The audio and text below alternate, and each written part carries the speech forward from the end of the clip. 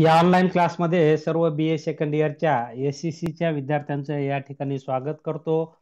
विद्यार्थी मित्र हो, आजच्या तासाला आपल्याला BA second year third semester मधील जे पहिलं SEC आहे तुम्हाला त्यामधील आजच्या तासाला आपल्याला दुसरा चॅप्टर पाहायचा आहे की बँक कशाला म्हणायचं, बँकेची व्याख्या, तिची वैशिष्ट्ये, त्याचं क्लासिफिकेशन आणि उत्क्रांती, बँकेची उत्क्रांती हा भाग यामध्ये आपल्याला पाहायचा आहे.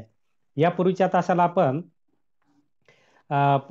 पैशाच्या संदर्भात माहिती घेतलेली आहे की पैशाची व्याख्या, पैशाची वैशिष्ट्ये, पैशाची कार्य, हा भाग, वस्तू विनिमय पद्धती हा भाग आपण पाहितलेला आहे. की पैसा आपण म्हटलेलं पैशाची व्याख्या करण्याच्या अनुषंगाने आपण म्हटलं होतं की पैसा म्हणजे विनिमयाचं माध्यम, असं आपण म्हटलं होतं पैशाची व्याख्या करत असताना, किंवा मूल्यसंग्रहाचं साधन किंवा मूल्यमापनाचं साधन, अशा प्रकारे आपण व्याख्या वेगवेगळ्या, किंवा ज्या वस्तूच्या सहाय्याने देणी फेडता येतात त्या वस्तूला पैसा असं म्हटलं जातं. आणि पैशाची वेगवेगळी वैशिष्ट्ये आणि पैशाची 3 प्रकारात आपण कार्य पाहितलेले, प्राथमिक कार्य, दुय्यम कार्य आणि प्रासंगिक कार्य, असे वेगवेगळी कार्य आपण या ठिकाणी पाहितलेली आहेत. तर आजच्या तासाला आपल्याला पैशाचा पुरवठा जिथून होतो, ती बँक आपण पाहतो की देशामध्ये बँकेची भूमिका खूप महत्त्वाची असते.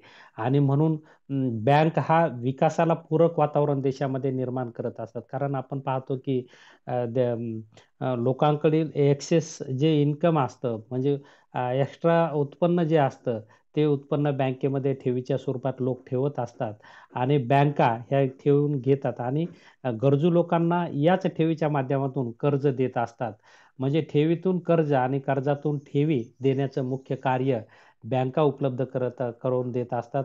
आणि त्यामुळे देशामध्ये भांडवल उपलब्ध करून देण्याचं कार्य, महत्त्वाची भूमिका ज्यामध्ये ती बँकांची असते. आणि आपण पाहतो की देशाच्या भांडवल उपलब्धतेवरच देशाचा विकास अवलंबून असतो.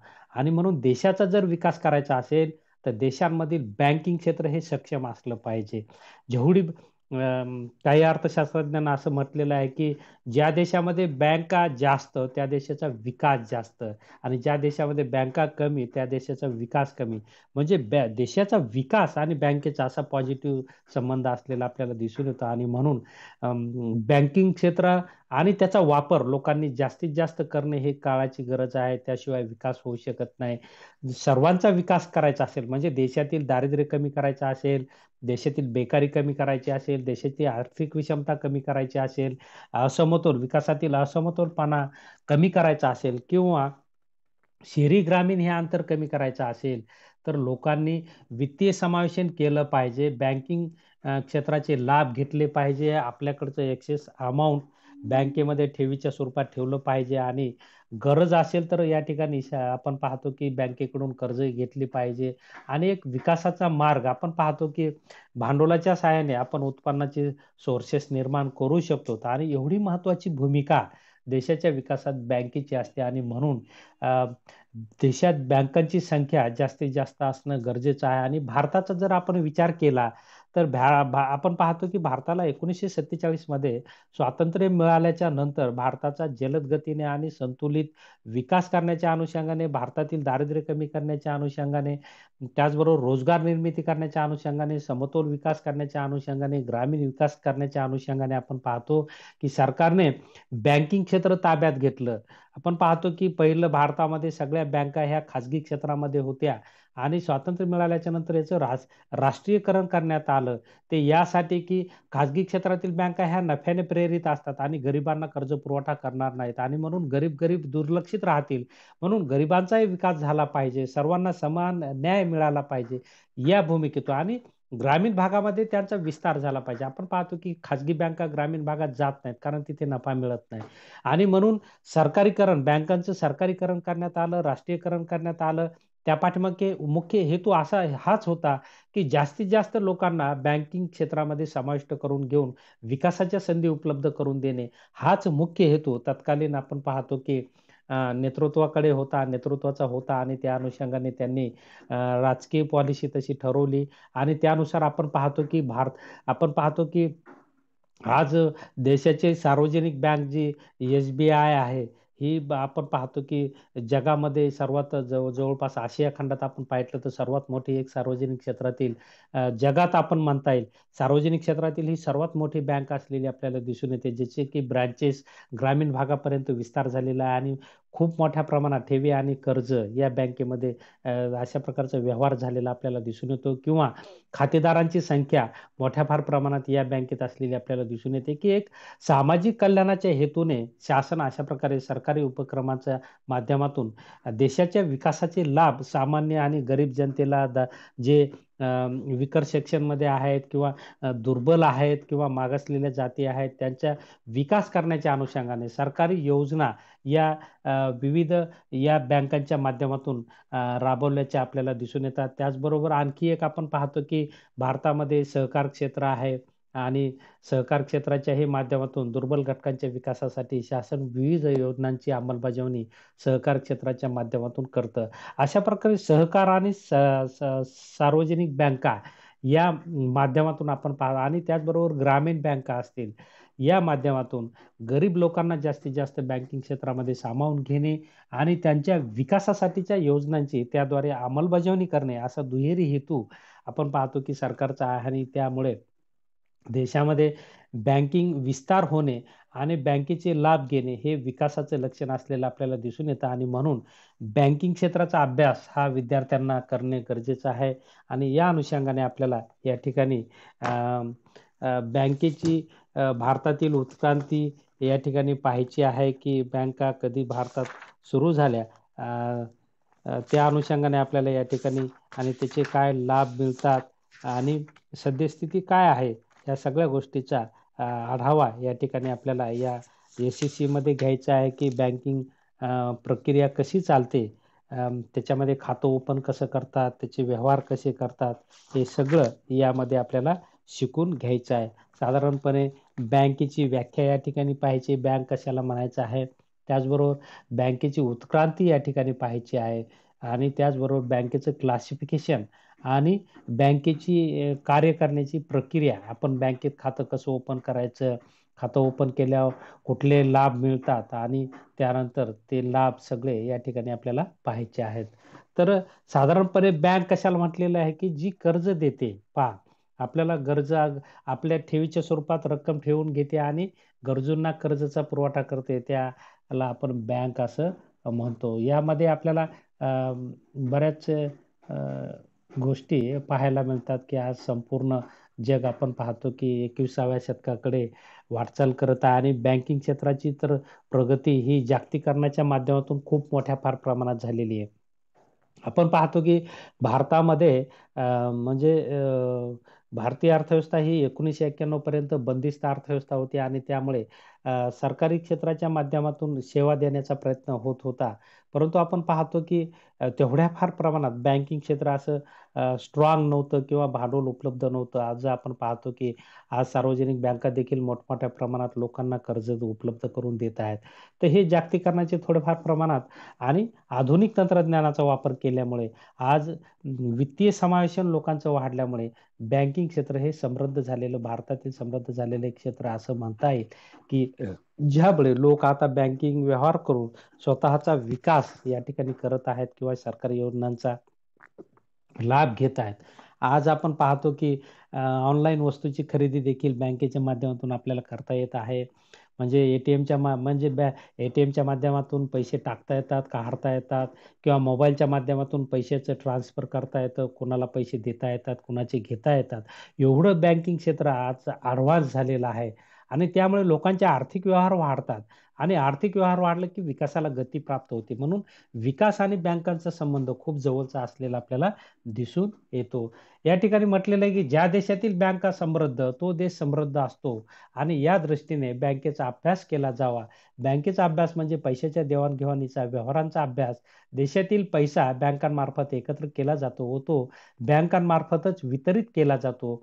असा हा पैशाचा व्यवहार बँकेतून कशा प्रकारे चालतो याबद्दलची माहिती या प्रकरणामध्ये आपल्याला घ्यायची आहे.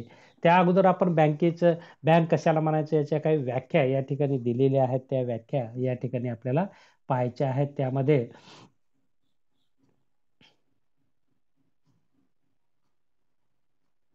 पहिली व्याख्या आहे शेअर्स यांची, की ज्या संस्थेच्या कर्जांना इतर व्यक्तींच्या कर्जाच्या परतफेडीच्या व्यवहारात मोठ्या फार प्रमाणात मान्यता मिळत असते अशी संस्था म्हणजे बँक. काय म्हटलं शेअर्स यांनी, की ज्या संस्थेच्या कर्जांना इतर व्यक्तीच्या कर्जाच्या परतफेडीच्या व्यवहारात मोठ्या फार प्रमाणात मान्यता मिळत असते अशी संस्था म्हणजे बँक होय. ही एक व्याख्या. त्यानंतर किनली यांची व्याख्या आहे, की ज्या संस्थांकडून सुरक्षितेच्या मर्यादा लक्षात घेऊन गरजू लोकांना आगाऊ रकमा अगर कर्जे दिली जातात आणि ज्या संस्थेजवळ आपल्या आवश्यक वाटत नसलेला पैसा लोकांकडून ठेवला जातो अशी संस्था म्हणजे बँक होय.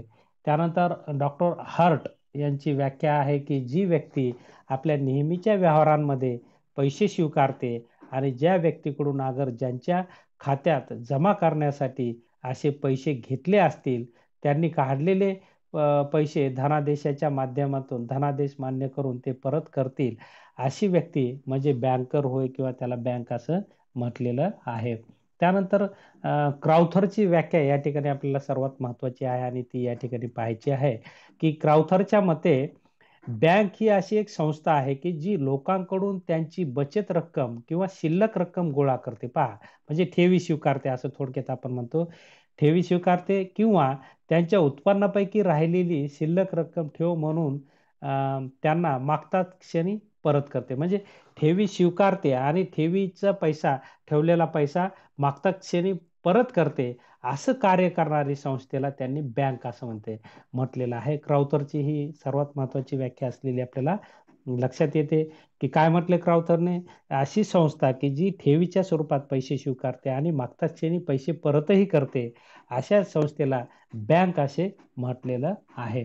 त्याचबरोबर भारतीय बँक प्रमंडळ अधिनियम 1949 नुसार देखील या ठिकाणी व्याख्या आहे आणि त्यांच्या मते लोकांकडून ठेवीच्या स्वरूपात गुंतवणुकीसाठी अथवा कर्ज म्हणून देण्याच्या हेतूसाठी पैसे स्वीकारणारी व त्या रकमा ठेवीदारांना मागणी करताच किंवा मुदत संपतात धनादेशाद्वारे किंवा ड्राफ्टद्वारे किंवा आदेशाद्वारे किंवा इतर पद्धतीने परत करणारी संस्था म्हणजेच बँक होय. थोडक्यात जी क्राउथरने व्याख्या केली तीच व्याख्या आपल्याला दिसून येते, की लोकांच्या ठेवी स्वीकारणे व ठेवी मागताच क्षणी धनादेश किंवा चेक किंवा ड्राफ्ट किंवा इतर साधनांच्या द्वारे ते परत करणे अशा प्रकारचं कार्य करणाऱ्या संस्थेला बँक असं म्हटलेलं आहे. इथे एक सर्वसामान्य व्याख्या दिलेली आहे, की जी संस्था पैशाच्या ठेवी आपल्याकडे ठेवण्यासाठी घेते व जी संस्था आपली स्वतःची पत देऊ करून किंवा विकून त्याद्वारे नफा मिळवण्याचा प्रयत्न करते अशा संस्थेला व्यापारी बँक अशी संज्ञा साधारणपणे म्हटले जाते. तर अशा प्रकारच्या काही व्याख्या या ठिकाणी असलेल्या आपल्याला दिसून येतात. तर या ठिकाणी आपल्याला पुढचा मुद्दा पाहायचा आहे, की भारतातील बँकांची उत्क्रांती.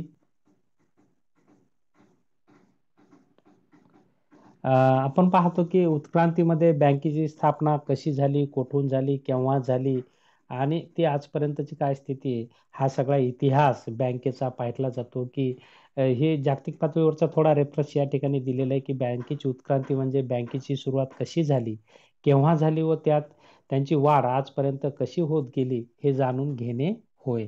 बँकेचा सुरुवातीपासूनचा इतिहास पाहितला तर असे लक्षात येईल, की आजपासून जवळजवळ 4000 वर्षापूर्वी पैशाच्या देवाणघेवाणीला सुरुवात झाली. पैशाची देवाणघेवाण म्हणजे त्यावेळेस आपण पाहतो, की मौल्यवान वस्तूंची देवाणघेवाण असं.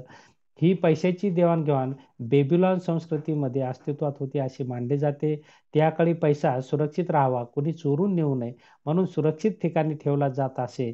आणि खात्रीचे सुरक्षित व्यवहार म्हणजेच आपण मंदिरे, आजही आपण पाहतो, की एखादं मंदिर आपण पाहतो बांधकामासाठी घेतलं तर तिथं आपल्याला मौल्यवान धातूंचा संच त्या ठिकाणी तशा प्रकारचा खजिना मिळतो.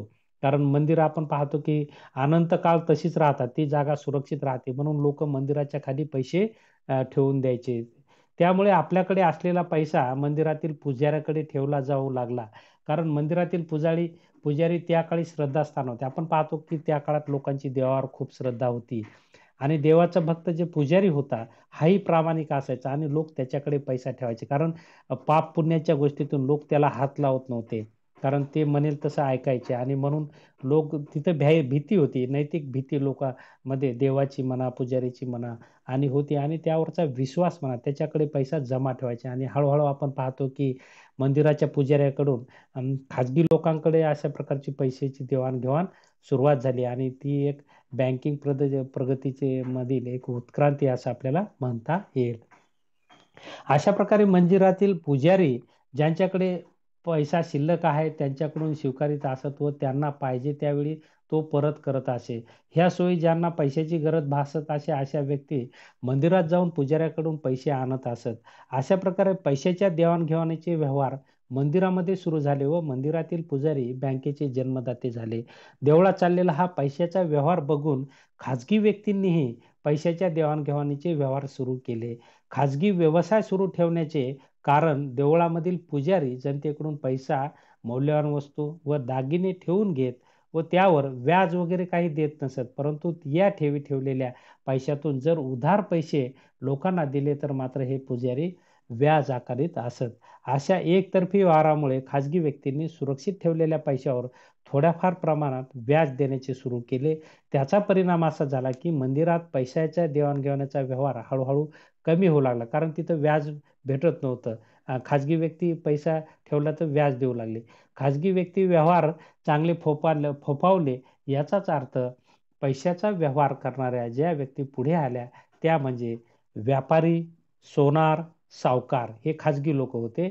आणि हे लोक काय करायचे, अशा प्रकारे मौल्यवान धातू सांभाळण्याचं थोडंफार मोबदला द्यायचे आणि कर्ज म्हणूनही द्यायचे. असे दुहेरी ठेवी आणि कर्ज पुरवठा असं दुहेरी काम ह्या लोकांनी पुजाऱ्याचं पाऊल सुरू केलं. हळूहळू पुजाऱ्याचे व्यवहार कमी झाले कारण पुजारी व्याज देत नव्हता. यांनी हळूहळू ते व्याज द्यायला सुरुवात केली आणि कर्जावर व्याज घ्यायलाही सुरुवात केली आणि त्यामुळे लोकांना ते सोयीचं वाटू लागलं आणि म्हणून हळूहळू समाजात ही लोक स्ट्रॉंग झाली. कोण? व्यापारी, सोनार आणि सावकार.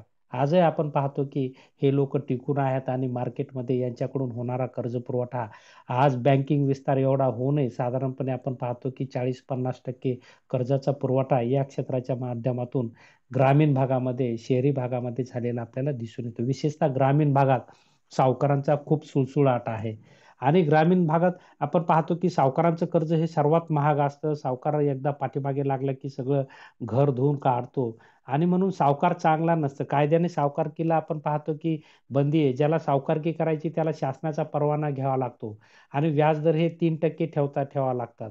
आपण पाहतो की खाजगी सावकार ज्यांच्याकडे परवाना नसतो पण ते सावकारकी करतात आणि ₹10 शेकड्याने पैसे देतात आणि त्यांचं शेकडा दर मंथली असतो.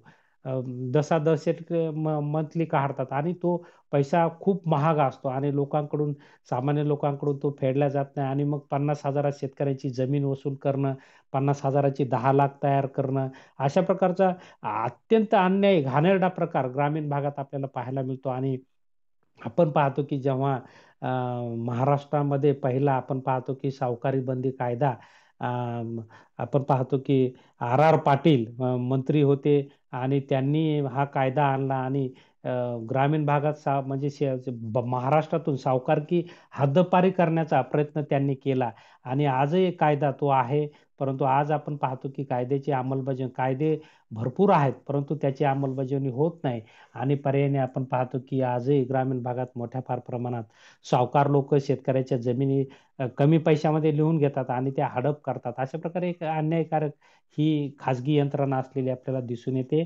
परंतु अशा प्रकारे हळूहळू पैशाची देवाणघेवाण इथे सुरू झालेली आपल्याला दिसून येते की ज्यामध्ये व्यापारी, सावकार, सोनार आणि पुजारी. आजही तुम्ही पहा शहरी भागामध्ये सोनार लोक कर्ज पुरवठा करतात. काहीतरी तिथं आपलं पत ठेवून घेतात आणि त्यावर कर्ज पुरवठा करतात.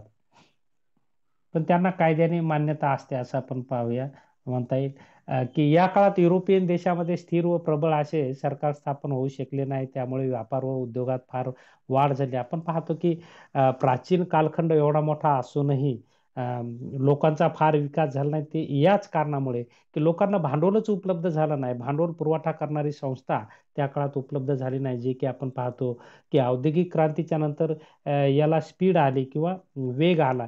औद्योगिक क्रांती जेव्हा आपण पाहतो की 18व्या शतकाच्या शेवटी इंग्लंडमध्ये, नंतर युरोपमध्ये आणि नंतर जगामध्ये त्याचा प्रसार आणि प्रचार झाला. आणि तेव्हा आपण पाहतो की लोकांचे व्यवहार वाढू लागले आणि बँकिंग क्षेत्रही वाढू लागलं. कर्ज देण्या-घेण्याचे व्यवहार वाढू लागले आणि लोकांना त्यामुळे विकासाच्या संधी प्राप्त. पण तोपर्यंत फार काही विकास झाला नाही. आपण पाहतो की त्यामुळे झाला नाही की लोकांना अशा प्रकारे सहजरित्या कर्ज किंवा भांडवल उपलब्ध झालं नाही. साधारणपणे ही परिस्थिती 12व्या शतकापर्यंत होती. 12व्या शतकामध्ये ज्यू लोकांनी पैशाचे व्यवहार प्रामाणिक व मोठ्या प्रमाणावर केलेत आणि त्यांना प्रतिसादही अपेक्षेपेक्षा चांगला मिळाला. कारण युरोपातील ख्रिश्चन धर्मी लोक कर्जावर रक्कम देऊन व्याज घेणे म्हणजे पाप समज होते. आजही आपण पाहतो ख्रिश्चन धर्मामध्ये ते पाप समजायचं, मुस्लिम धर्मामध्ये व्याज घेणं पाप. त्यावेळेस धर्मसत्ता होती. राजसत्तेपेक्षा धर्मसत्ता श्रेष्ठ होती आणि धर्मसत्ता व्याज घेणं पाप मानायचे. परंतु ज्यू लोकांनी हे सुरुवात केली. ज्यू लोक थोडे लिबरल होते असं आपल्याला म्हणता येईल आणि नंतर आपण पाहतो की ख्रिश्चन लोकांनी यामध्ये चेंज केला. नंतर व्याज देणे घेणे सुरू केलं. परंतु आजही आपण पाहतो मुस्लिम कंट्रीजमध्ये व्याज घेणं हे पाप मानतात. हे थोडं धर्माचे बंधन आपण पाहतो की लोकांवर होते आणि त्यामुळे आर्थिक व्यवहार लोकांचे वाढले नाही असं आपल्याला म्हणता येईल. परंतु हळू-हळू देवाण-घेवाण या ठिकाणी होती असं आपल्याला म्हणता येईल, की 12व्या शतकामध्ये बँक व्यवसायाने बाळशी धरले. या व्यवसायाला बँकेचे खरे स्वरूप प्राप्त झाले. ह्याचेच लोन आपण पाहतो बेल्जियम, फ्रान्स, इंग्लंड या देशात पसरले. 13व्या शतकात ख्रिश्चन लोकांनी बायबलचा संदेश न जुमानता म्हणजे धर्माचा बंधने न बाळगता हा व्यवसाय सुरू केला. म्हणजे अ, अ, सावकारकी व्यवसाय ख्रिश्चन लोकांनी सुरू केला आणि त्यामुळे ज्यू व ख्रिश्चन या दोन समाजांमध्ये स्पर्धा निर्माण झाली आणि हा व्यवसाय खूप मोठ्या प्रमाणात वाढला. याच काळात युरोपमध्ये स्थिर सरकारे स्थापन होऊ लागली व अनेक देशात व्यापार उद्योगधंदे वाढले आणि त्यामुळे साहजिकच या काळात अनेक देशातील सरकारांनी उद्योगधंद्यांना लागणारा पैशाचा पुरवठा अधिकृत बँक स्थापन केली आणि याचाच परिणाम म्हणून सार्वजनिक बँक स्थापन होऊन bank of Venus he bank 1257 मध्ये स्थापन झाली. तसेच पुढे 1401 मध्ये स्पेन बँक ऑफ बार्सिलॉज ही सार्वजनिक, तर 1407 मध्ये बँक ऑफ जिनिव्हा या बँकांच्या स्थापना झाल्या असं आपल्याला म्हणता येईल. आणि यापैकी बँक ऑफ व्हेनस व बँक ऑफ जिनिव्हा या दोन बँका मोठ्या बँका 18व्या शतकापर्यंत व्यवसाय करीत होत्या. इंग्लंडमधील या ठिकाणी स्थिती दिलेली आहे की इंग्लंडमध्ये बँक व्यवसाय 16व्या शतकात सुरू झाले असे मानले जाते. पैशाचे व्यवहार व्यापारी घडून आणतील. हे व्यापारी आपला पैसा, मौल्यवान वस्तू लंडनच्या टॉवरमध्ये सुरक्षित अशा टाकसाळीमध्ये ठेवीत असत. त्यावेळच्या इंग्लंडच्या राजाने आपली आर्थिक अडचण भागविण्यासाठी या टाकसाळीतील रक्कम जप्त केली. अर्थात पुढे कालांतराने हे पैसे परत केले गेले. त्या घटनेमुळे इंग्लंडमधील व्यापारी टाकसाळी पैसा, मौल्यवान वस्तू ठेवेनासे झाले आणि त्याऐवजी त्यांनी सोनार ह्या समाजावर विश्वास टाकला व मौल्यवान वस्तू, पैसे वगैरे सोनाराकडे ठेवू लागले. सोनार जनतेच्या विश्वासास पात्र ठरले. मालमत्ता व पैशाचे संरक्षण करू लागले. तसेच पैशाच्या गरजा भागवू लागले. या विश्वासाचा फायदा सोनारांनी व्यापारासाठी करून घेतला. त्यांच्या असे लक्षात आले की आपल्याकडे ठेवलेला पैसा व मौल्यवान वस्तू लोकांना परत नेत नाहीत. नेतात तेही थोड्याफार प्रमाणात. तेव्हा त्यांनी असा विचार केला की आपल्याकडे पडून राहिलेला पैसा ज्यांना गरज आहे त्यांना जर व्याजाने दिला तर व्याजापोटी आपल्याला काही रक्कम सहज मिळवता येईल व पैसा सुरक्षित राहील. म्हणून त्यांनी त्याकडे सहज आलेल्या रकमा व्याजाने देण्याचा सपाटा चालविला आणि तसेच या व्यवसायातील लोकांच्या अपेक्षा खूप चांगला प्रतिसाद मिळाला. अपेक्षा वाढल्या. सोनाराकडे जमा असलेला पैसा कमी पडू लागला. तेव्हा सोनारांनी विचार करून नवीन युक्ती सुरू केली आणि ती म्हणजे ज्या व्यक्ती ज्यांच्याकडे पैसे ठेवीत व्याजावर देणे सुरू केले, म्हणजे आता ज्यांच्याकडे व्याजाच्या आकर्षणाने बराच पैसा गोळा होऊ लागला, त्याचबरोबर गरजूवंतांना जास्त व्याजाने मोठ्या रकमा देऊन उत्पन्नाचा वाढता वेग या ठिकाणी वाढल्यामुळे व्यापार वाढला. त्यामुळे सोनारांचे हिशोब चोख ठेवण्याची गरज भासू लागली. प्रत्येकाने ठेवलेली रक्कम किती, परत नेलेली किती, व्याजाचे दर किती, द्यावे लागणारे व्याज किती, परत नेलेली रक्कम किती, व्याजाचे दर हे इत्यादी विषयीची माहिती अद्ययावत ठेवावी लागत असे. आणि त्याचप्रमाणे यातून आपण पाहतो की या गरजेतून आजच्या आधुनिक बँकेचा जन्म झालेला आहे. एवढेच नव्हे तर जी बँक अद्ययावत पद्धत आपण पाहतो की अगदी त्याच धर्तीवर आहे. त्या काळी सोनार हे स्वतः हे पावत्या करत असत आणि सोनारावरील विश्वासामुळे त्यांनी दिलेली एखादी पावती पैशाचे काम करत असे आणि प्रत्यक्ष व्यवहारात रोख पैसा फार कमी वापरला जात होता. या सोयींमुळे त्या काळी पैशाचा व्यवहार खूप वाढला आणि कारण सोनार आपल्याकडे शिल्लक असलेल्या रोख पैशाच्या कितीतरी या ठिकाणी तशा प्रकारच्या पावत्या देऊ लागल्या आणि अशा रीतीने पैशाची निर्मिती व त्या काळात सुरू झाली. थोडक्यात 19व्या शतकात खऱ्या अर्थाने बँकिंग व्यवसाय सुरू झाला असे म्हटले तरी वावगे ठरणार नाही. कारण आपण पाहतो की 19व्या शतकात इंग्लंड व युरोपमध्ये देशात औद्योगिक क्रांती झाली आणि या वाढत्या व्यापाराला चालना देण्यासाठी बँक व्यवसाय त्याच गतीने वाढलेला आपल्याला दिसून येतो. तर आता भारतातील आपण उत्क्रांती पाहूया. बँकेची भारतातील उत्क्रांती. भारतामध्ये बँक व्यवसायाचा जन्म 3000 वर्षापूर्वी झाला असे मानले जाते. 3000 वर्षापूर्वी कर्ज घेण्याचे व देण्याचे व्यवहार होत असत. त्याचे पुरावे आपल्याला कागदोपत्री पाहावयास मिळतात. उदाहरणार्थ कौटिल्याच्या अर्थशास्त्रात त्या काळी व्यापारी सावकाराच्या संस्था अस्तित्वात होत्या. या संस्था ठेवी स्वीकारण्याचे आणि कर्ज देण्याचे व्यवहार करीत असत. भारताबरोबर व्यापार करण्याकरिता ईस्ट इंडिया कंपनीची स्थापना इंग्लंडमध्ये करण्यात आली होती. त्यानंतर भारतात पाश्चात्य पद्धतीचा बँकिंग व्यवसाय सुरू झाला. ईस्टर्न इंडिया कंपनीच्या लोकांनी मुंबई, कलकत्ता इत्यादी ठिकाणी एजन्सी हाऊसेस स्थापन करून व्यापाराबरोबर आधुनिक बँक व्यवसाय सुरू केला. ह्याच काळात युरोपातील काही लोकांनी भारतात संयुक्त भांडवली बँक स्थापन केली. 1900 या ठिकाणी हे 1770 असं आहे. थोडी प्रिंट मिस्टेक आहे. 1770 साली भारतात बँक ऑफ हिंदुस्तान पहा, 1770 साली भारतात बँक ऑफ हिंदुस्तान या नावाची पहिली बँक स्थापन झाली आणि ही बँक 1832 साली बुडाली. 1775च्या सुमारास ही bank the bank of Bengal, bank of Bombay आणि बँक ऑफ मद्रास या 3 इलाका बँका, प्रेसिडेन्सी बँक ज्याला आपण म्हणतो, स्थापन झाल्या. 1865 नंतर बँक ऑफ अलाहाबाद या बँकेची स्थापना झाली. अशा तऱ्हेने 1900 साली भारतात 9 बँका स्थापन झाल्या होत्या. 1905 मध्ये भारतात स्वदेशी चळवळ सुरू झाली आणि त्यामुळे बँकेच्या बाबतीत स्वदेशीच्या धोरणाचा पुरस्कार केल्याने 1905 नंतर बऱ्याच बँका स्थापन झाल्या. 1914 मध्ये आपण पाहतो की 1904ला सहकार कायदा आला आणि सहकार कायद्याच्या माध्यमातून पहिला आपण पाहतो की बँकिंग क्षेत्राला स्थापना करण्याची परवानगी दिल्यामुळे मोठ्या फार प्रमाणात भारतात बँकिंग विस्तार झालेला आपल्याला दिसून येतो.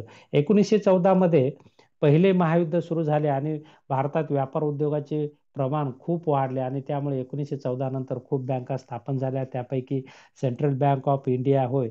या बँकेची स्थापना सर फिरोजशहा यांनी 1920 मध्ये भारतात बँकांची संख्या जवळजवळ 61 होती आणि 1940 मध्ये 661 झाली.